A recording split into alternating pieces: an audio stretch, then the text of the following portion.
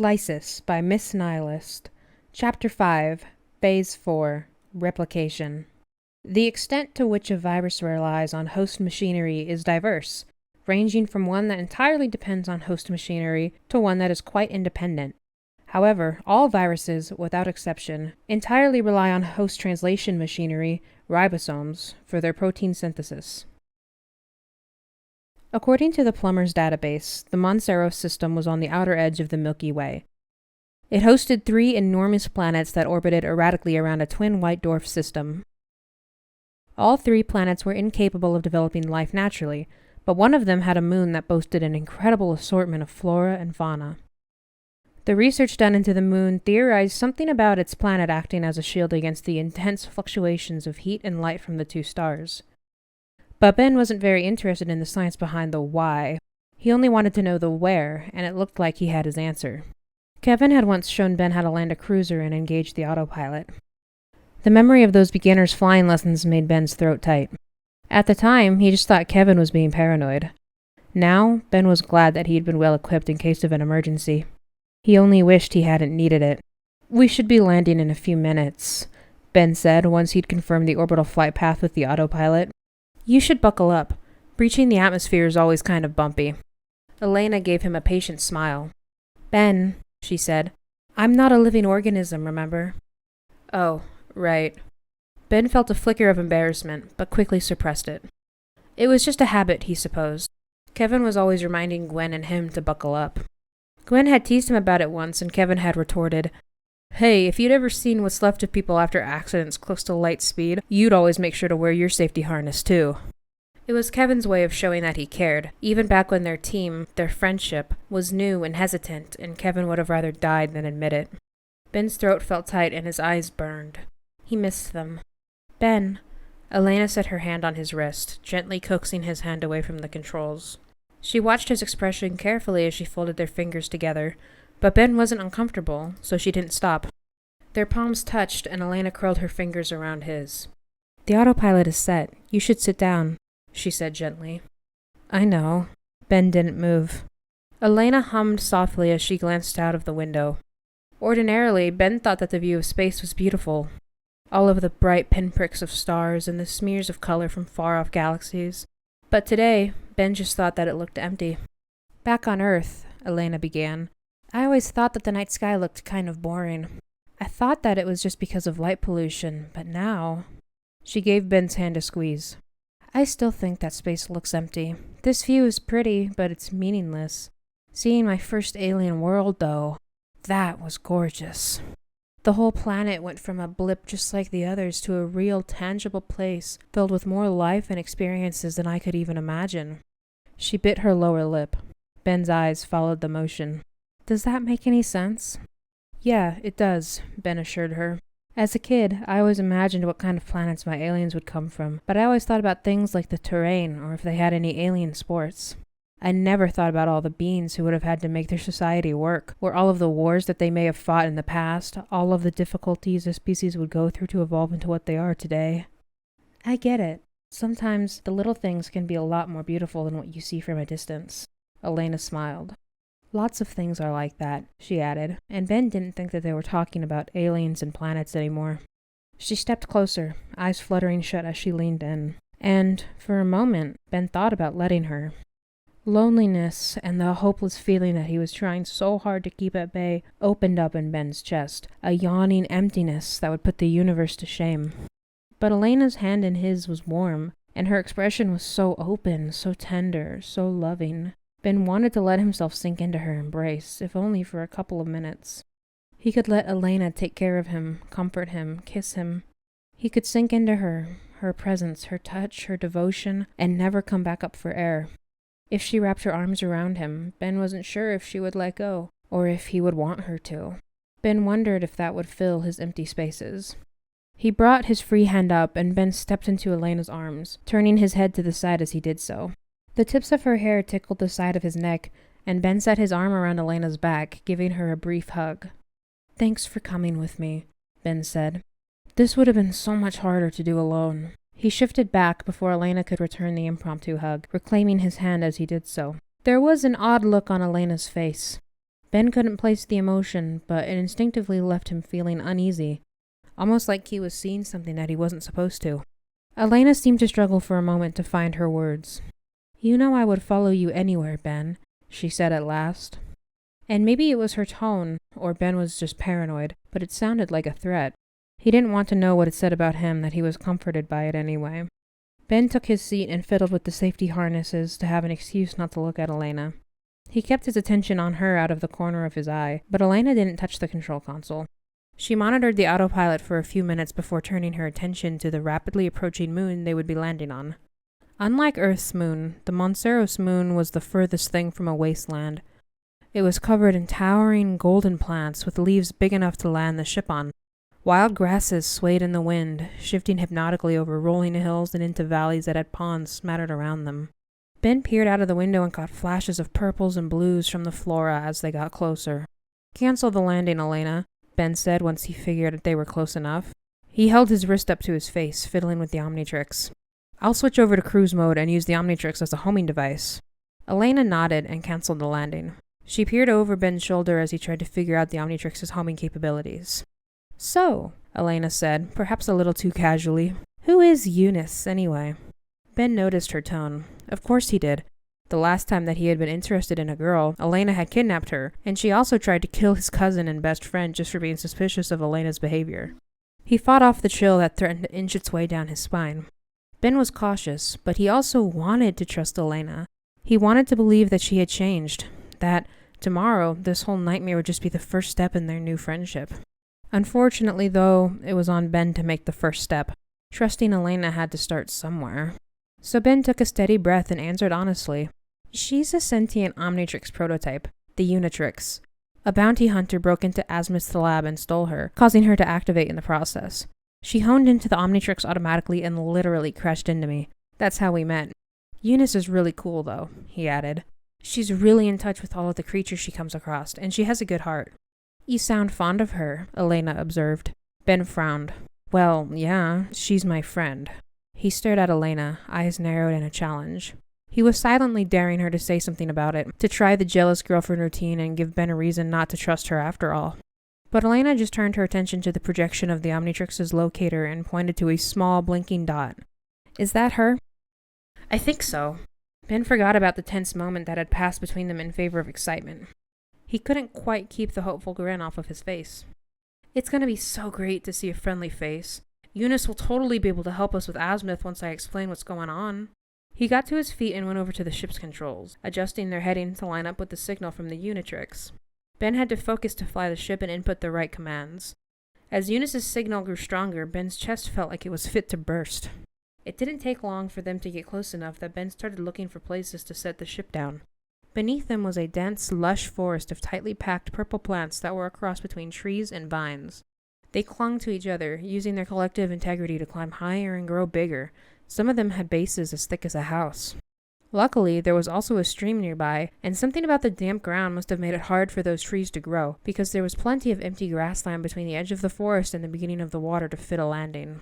Ben had his expression knit in concentration as he slowly, methodically applied everything Kevin had taught him to bring the ship to the ground. He ended up miscalculating the final distance and jolting the ship harder than he would have liked, knees buckling as he lost his balance. Elena was right there to catch him, her hands settling on Ben's waist as he fell backwards into her chest. Ben spared a thankful look over his shoulder at her. "Did it sound like anything broke?" he asked. Elena shook her head. "No, I think we're okay." Her fingers twitched, like she was longing to curl them and tighten her grip, but just barely refraining. Ben didn't call her out on it. He was feeling unusually touch-starved, too. He just straightened up and pulled away, putting a foot of distance between them. "Great! Let's get going. We came here for a reason." He hurried over to the off-ramp, pressing the button to lower it. The ship did a quick scan of the atmosphere, but even waiting 10 seconds to ensure that he could breathe outside felt like too long of a wait. Eventually, the computer decided that the atmosphere was breathable and at a good pressure, though it flashed a warning to let Ben know that being exposed for too long came with certain health risks. He ignored it and smacked the button to open the bay doors. The ship obediently lowered the disembarking platform. Ben tapped his foot impatiently, counting the seconds that it took for the bay doors to open. Finally, after 12 grueling seconds, they did. Ben was off like a bullet, darting down to the ground. The ground was soft from the nearby river, and Ben sank into the dirt by about an inch, like he was standing on clay. He held the Omnitrix up so he could see its screen. Eunice's signal was coming from just downstream, and Ben quickly started off in that direction. Elena had to hurry to keep up with him. "How accurate is that thing?" she asked. Ben shrugged. "Dunno. Usually Rook is the one in charge of tracking. But it doesn't really matter. The Omnitrix will start bugging out when we get too close, and we'll have to search for Eunice the old-fashioned way." "Being close to her causes the Omnitrix to stop working?" Elena asked incredulously. "Yeah, it's something about the conflicting signals." Asmith explained it, but I wasn't really paying attention.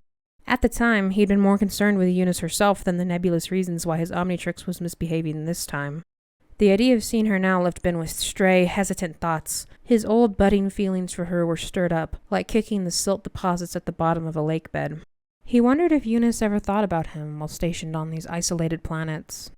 They didn't have to walk very far for Ben's Omnitrix to stop working properly. The tracking function gave out entirely, and it beeped weakly when Ben tried to pop the dial. He grinned hard enough to hurt and took off running. "Ben, don't run ahead!" Elena called as she chased after him. "Eunice?" Ben cupped his hands around his mouth as he shouted out her name. "Eunice, can you hear me? Eunice!" He wasn't worried about attracting the local wildlife with his volume. That was something he could handle, and finally getting answers was far more pressing. In the distance, there was a muffled, "Ben?" The sound of Eunice's voice caused Ben's heart to pound in excitement. He charged right through the surrounding foliage, heedless of the scratches that he was getting by doing so, or Elena trying to keep up. Ben used his arms to shield his face from gnarled branches and overgrown leaves that blocked his view forward. He shoved one of the enormous leaves out of his way, just as it occurred to him that maybe running blindly into thick foliage wasn't his best idea ever. The next second, startled green eyes met startled green eyes, as Ben and Eunice charged headlong into each other. He braced for impact, but it never came. Instead, there were hands on his shoulders as Eunice used her momentum to lunge over him and propel herself into the air. Ben tilted his head back to follow the motion, watching as Eunice performed a perfect split above his head and then landed softly on the ground behind him. She rolled into the landing and then popped up onto her feet. It all happened so fast that her blonde hair, which was pulled back into a tight ponytail, didn't even have a speck of dirt in it. "Wow," Eunice commented as she turned to face him. The smile on her face was dazzling, and it only grew when their eyes met. "You sure know how to keep a girl on her toes, Ben." There were plenty of quips that Ben could have made, he was sure, but all he could focus on was his relief at seeing Eunice alive and well, and not inexplicably hating the sight of him. Ben grinned. "You have no idea how amazing it is to see you right now," he said. Eunice tilted her head in confusion. "Why? Is something wrong?" Ben opened his mouth to answer and was cut off when the foliage behind them shifted. Eunice didn't look concerned, and Ben's thoughts of hostile wildlife were quickly forgotten when Elena pushed the leaves out of her way and stepped into view. She blinked in mild surprise as she took in Eunice's appearance. "This is Elena." Ben introduced her and waved a hand in her direction. "We traveled here together, and she's been helping me with my current problem." "It's nice to meet you," Eunice said with a smile. Elena didn't return it. "Likewise. Ben has said a lot about you." "He talks about me?" Eunice's gaze darted towards Ben, and she quickly looked away again, her cheeks darkening with artificial color. There was a tiny, almost completely unnoticeable twitch of Elena's brow. Ben wouldn't have noticed it if he hadn't been looking for it. A part of Ben wanted to be suspicious, but Eunice wasn't acting any differently. That was exactly what Ben had hypothesized when he and Elena came up with the virus theory. Eunice wasn't a biological being, so of course she would be immune to the Ben-hating disease that was spreading faster than wildfire. Moreover, Elena had said that she was working on it. It wasn't the end of the world if she was a little bit jealous, as long as she didn't do anything about it. There was a beat of silence. Eunice must have picked up on the sudden tension because she glanced between Ben and Elena with a frown. "So, She tucked a loose strand of hair behind her ear and turned to Ben, clasping her hands in front of her. "How can I help?" "You're helping just by being here," Ben assured her. Eunice's smile widened and Elena thinned her lips. Wearily, Ben made a mental note to hold back on the compliments.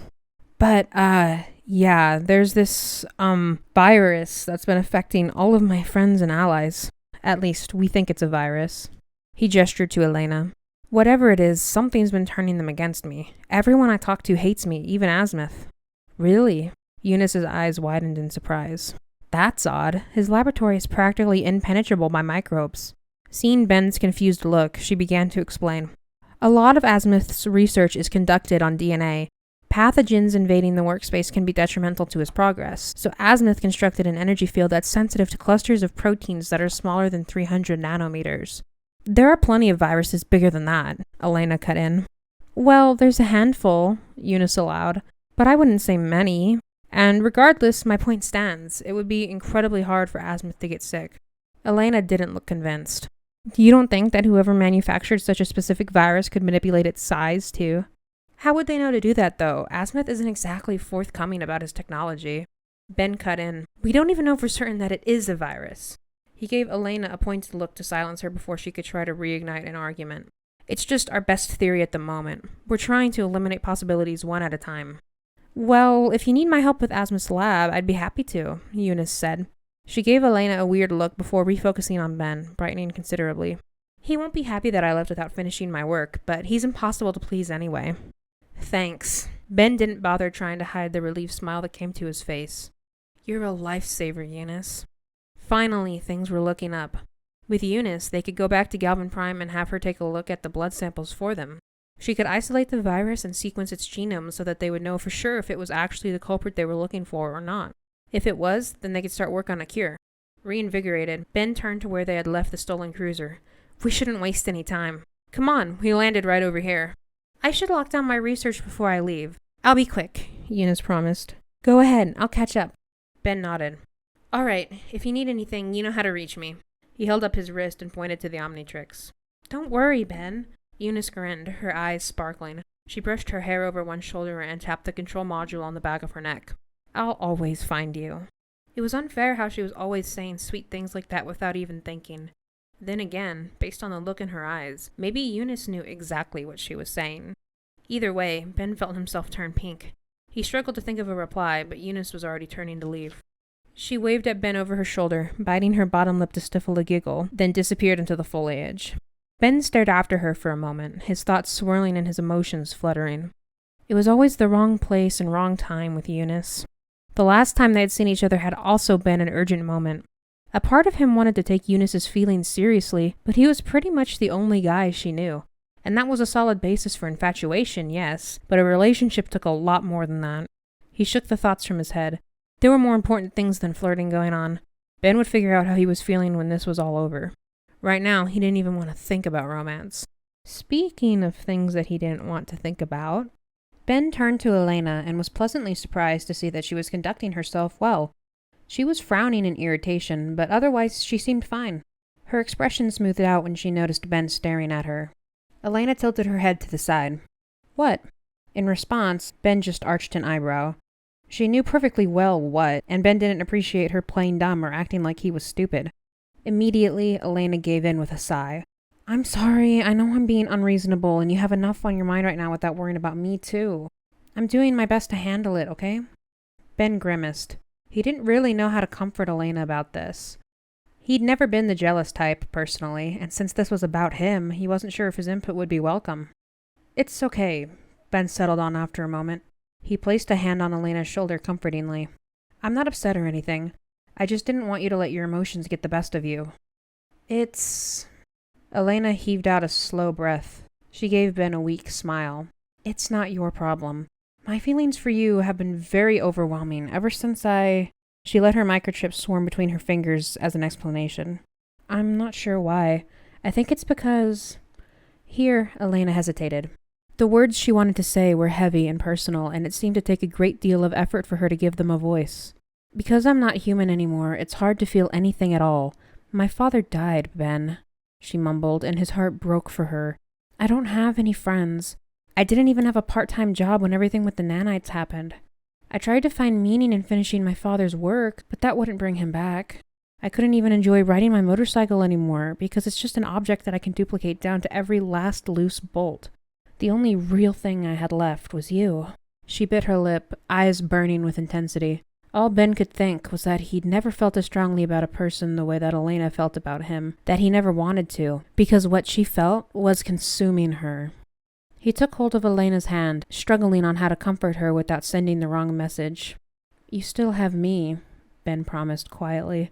I won't give up on you, Elena. I never have. I'm not going anywhere. Elena grinned shakily as tears gathered in her eyes. Her fingers entwined with his as she took a step closer. "Ben," she said with a trembling breath, "I love you."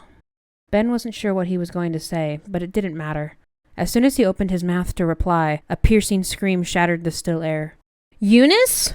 Ben ripped away from Elena and took off running in the direction of her scream. "Eunice, I'm coming!" Even as he reached for the Omnitrix, Ben knew that it was pointless to try. Sure enough, it beeped weakly at him and flashed red. Ben cursed and ran harder, legs pumping, lungs burning.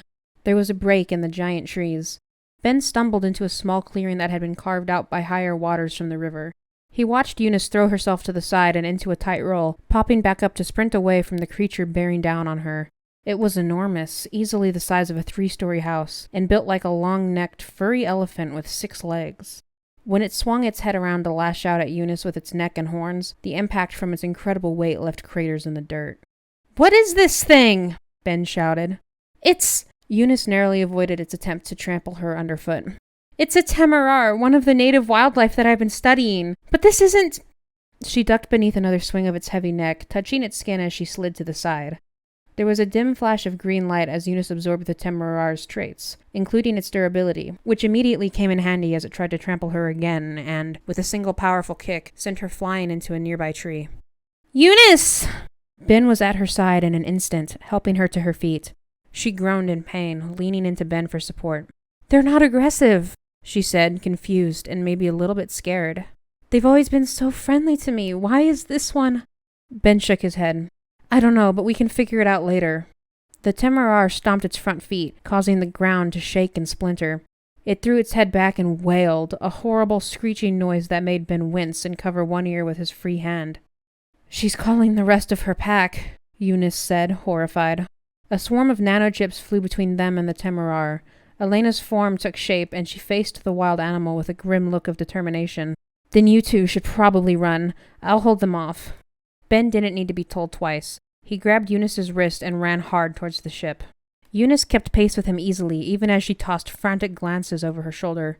"Wait, Ben, we can't just leave her like this." "Elena can take care of herself," Ben replied, but Eunice was already shaking her head. "No, I mean the temarar. You don't get it, Ben. I've been studying these creatures for months now, and they've never been aggressive towards me. Something is wrong," Eunice insisted. She dug her heels into the dirt and grabbed Ben's wrist, tugging him back. "We can't leave yet. I have to help them." "They're trying to kill us," Ben stressed. "And I can't even use the..." "Wait." He grabbed Eunice by the shoulders. "You can turn it off, can't you?" Eunice tilted her head in confusion. "Turn what off?"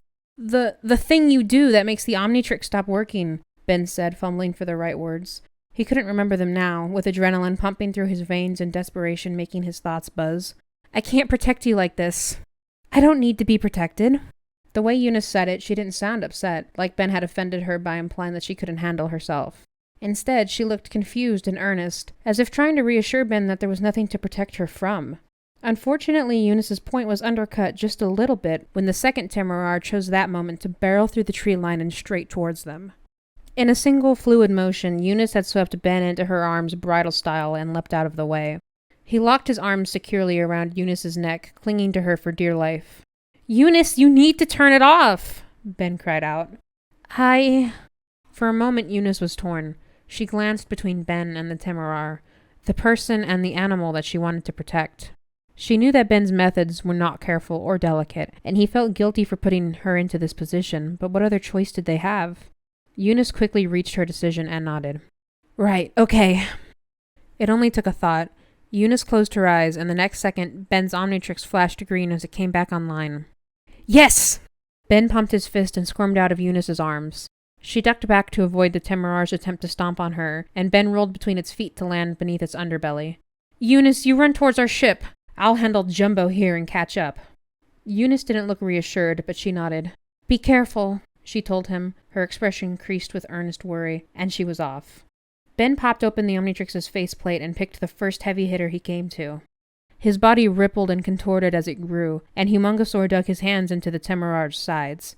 He grunted and strained with effort, lifting the beast off of the ground and throwing it into the tree line with one enormous heave. The temarar hit the trees with an awful thud, shaking the ground with its collision. The victory was short-lived. As soon as it was downed, the temarar from before burst through the trees with a furious roar. Elena was right on its heels, attempting to wrangle it with her tendrils. Humungosaur braced himself and caught the Tamarar by the horns as it charged him. He groaned with exertion, digging his feet into the muddy ground to stop it in its tracks. "Ben, you need to get to the ship," Elena shouted at him. "I don't know how to fly it, so you need to get it ready for takeoff while I keep these things busy." She locked the Tamarar's back legs together and yanked hard, sending it to its stomach. A part of Ben knew that Elena was right, but he wasn't one to leave someone in the middle of a fight. "I already took one down," Humungosaur grunted. "I can handle another." "You did?" Elena sounded surprised as she spared a glance around. "Where is it?" There was a moment where Ben's thoughts lagged. He didn't understand the implications of Elena's words just yet. Even so, dread prickled the back of his neck and down his spine. Sure enough, when Humungosaur turned to look, the trampled foliage was still there, but the Tamarar that he had sent flying wasn't. Several things registered in his mind at once. He had sent Eunice off on her own. The Tamarars had chosen to attack her to begin with and were still focusing on her. And Eunice had said that they hunted in packs, not pairs. Humungosaur let go of the Tamarar he was grappling with, leaving it for Elena to handle as he took off running towards the cruiser. He shoved the giant trees out of his way easily, his footsteps shaking the ground. Over the tops of the trees, Humungosaur could see the cruiser and several Tamarars gathered around it. He pushed himself to run faster. He broke through the tree line. Eunice was still standing, still fighting. She was trying to dodge and avoid the animals' attacks, but there was a whole group of the things now, and they wouldn't let her near the cruiser. They wouldn't let up. Humungosaur channeled his speed into a running charge, lowering his head and bracing himself as he barreled into the closest Tamarar. It went down with a bellowing noise of pain, and Humungosaur quickly let it go and turned to the next one. But there was just one of him, and so many of them. It only took one slip-up. Eunice, now covered in mud and sporting tears in her bodysuit, dodged another blow and lost her footing in the muddy riverbank. And the closest Tamarar didn't hesitate. It brought its foot slamming down. The noise that Ben made was as agonized as if he'd been hit. He threw the Tamarar that he was grappling with to the side, and it only took Humungosaur a few steps to close the distance between Eunice and himself, but slam! Every second was slam! Another blow, and slam! Ben was screaming. Humungosaur's roar tore up his throat, shaking the trees for miles in every direction and sending birds airborne. Terrified, the Tamarar too fled the scene, but it didn't matter. The Omnitrix beeped and Ben fell to his knees in the dirt. Eunice laid there in pieces. Like shards of broken glass. Like what was left of Ben's spirit. He wasn't screaming now. Ben was silent, his eyes unfocused as he stared at what remained of his friend. His ears were ringing. There was a pressure in the back of his skull, growing and growing, crowding out his thoughts, suffocating him, and Ben, he was tempted to let it. Elena found him at some point. Her worried voice reached Ben through his haze, muffled as though far away. She was saying words, but Ben didn't understand them. Her touch was real, though. It was grounding. She set her palm between his shoulder blades, and her touch was so warm compared to the cold ground. Ben wanted to sink into it, into her. "We shouldn't stay," Elena murmured. "Those aliens might come back." She was right, but Ben couldn't bring himself to move. He could barely even blink. If he closed his eyes, he thought that Eunice's pieces would be burned into the backs of his eyelids. Elena rubbed slow circles up and down Ben's spine, like Dad used to when he was sick as a kid. Unwittingly, tears built in Ben's eyes. He didn't fight them, and his body shook silently as he began to cry. It was as if Elena was easing the sorrow out of his body, one circle at a time. She stopped after a few minutes, trailing her hand down to Ben's wrist. Elena took hold of him and tugged gently, moving to stand up. "No," Ben croaked out. Elena paused. He did his best to gather himself, sniffling and wiping his face. "Just let me..." He reclaimed his wrist from Elena's grip and dug his fingers into the dirt. "I want to take her with us." Elena didn't argue. She just knelt back down and helped gather up the broken pieces of the Unitrix, depositing them into Ben's hands. A small pile quickly grew in his palm. Ben's fingers trembled while he combed through the dirt, relying on feeling over sight as tears clouded his vision. When it was all said and done, what was left of Eunice fit in one hand. Ben was feeling too much to really feel anything at all. This time, when Elena guided him to stand, Ben let her. His legs were shaking and his breaths came shallow, but he walked on his own towards the cruiser. The ship had been so close. He had been so close. He hadn't been enough. Ben should have been faster, smarter, more careful. He shouldn't have let Eunice out of his sight. He let Elena coax him into sitting down. She turned towards the controls, then hesitated, lingering at Ben's side. Do you, Elena fidgeted with her fingers awkwardly. Do you want me to hug you, or would you rather just head back to Earth? What was the point in returning to Earth? Nothing would be waiting for him there. Ben's flimsy hopes for a solution had been torn to shreds along with Eunice. A hug, Ben managed. As soon as she had his permission, Elena fell into him, a planet finally succumbing to the star it orbited. Or maybe Elena was a black hole, and Ben was just the idiot who thought he could escape it. It didn't seem to matter. Either way, the end result was the same. Ben had been creative and stubborn, and he had fought well, but he was still right back where he'd started. This time, Ben let himself collapse into Elena's arms. He curled his arms around her, dropping Eunice's pieces in the process. Elena held him like she never wanted to let go, rubbing Ben's back and brushing a hand through his hair. "It's okay," Elena cooed at him. "It's okay to cry, Ben. Let it all out." And he did.